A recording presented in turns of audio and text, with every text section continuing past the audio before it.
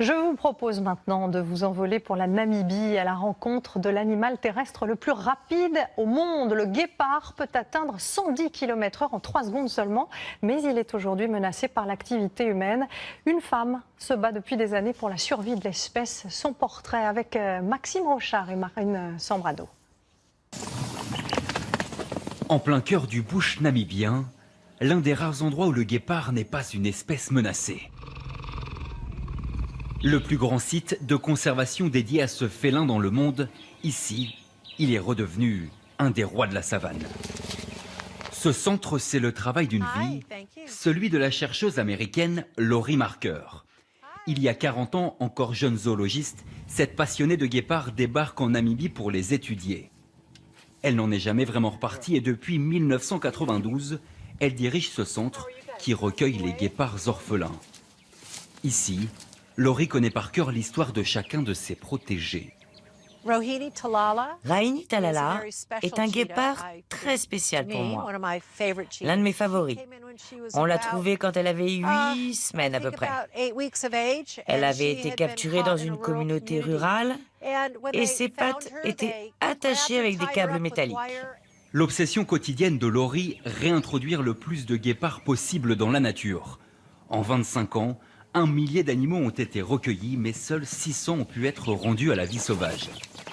Le plus gros problème des guépards est la perte de leur habitat. C'est un animal qui ne se porte pas bien dans les parcs naturels protégés. Donc, les relâcher dans la nature est un gros problème. Et trouver un endroit qui leur correspond est compliqué. Une fois dans la nature, certains guépards n'hésitent pas à attaquer les troupeaux des fermiers. Et pour éviter que les éleveurs n'abattent ces félins, Laurie a trouvé une solution pour protéger le bétail, ces robustes kangals. Elle élève sur place ses chiens de berger avant de les revendre aux fermiers. 50 € pour acquérir chacun de ces chiens qui effraient les guépards et les éloignent des troupeaux. Je viens d'une famille de fermiers. J'aime le bétail autant que j'aime les prédateurs et les animaux sauvages.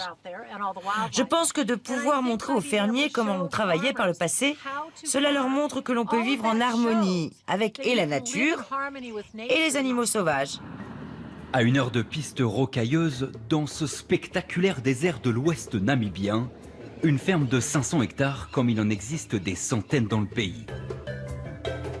Depuis que cet éleveur a acheté son chien de berger à la ferme de Laurie, plus aucune attaque n'a été perpétrée par des guépards. Bilembeu perdait chaque année une dizaine de brebis à cause de ces félins. Si nous n'avions pas ce chien à la ferme pour protéger les chèvres, les guépards se rapprocheraient très près des habitations. Nous avons déjà eu une attaque à moins d'une centaine de mètres de la ferme. Le temps qu'on arrive sur les lieux, ils avaient déjà tué une chèvre. C'est ce genre de problème auquel nous devons faire face. Plus d'une centaine de kangals ont déjà été placés dans des fermes namibiennes et l'initiative se développe dans plusieurs pays d'Afrique.